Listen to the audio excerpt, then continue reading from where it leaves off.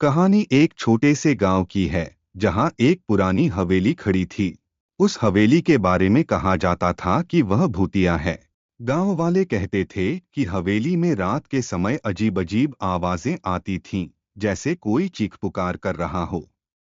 एक दिन गांव के एक साहसी युवक ने तय किया कि वह हवेली में रात बिताएगा और यह पता लगाएगा कि वहां सचमुच कुछ है या सब केवल अफवाहें हैं।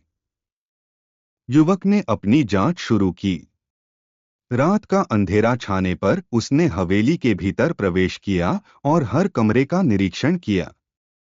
वह एक बड़े कमरे में पहुंचा, जहां उसे पुरानी तस्वीरें और तुच्छ वस्तुएं मिलीं।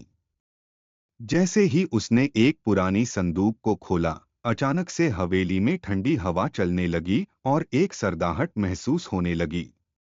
युवक ने देखा कि संदूक के भीतर एक पुराना पत्र था।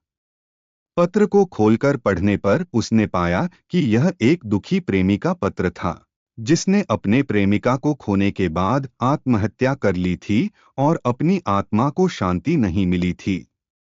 युवक ने समझाया कि हवेली में भूत की आत्मा शांति की तलाश में थी।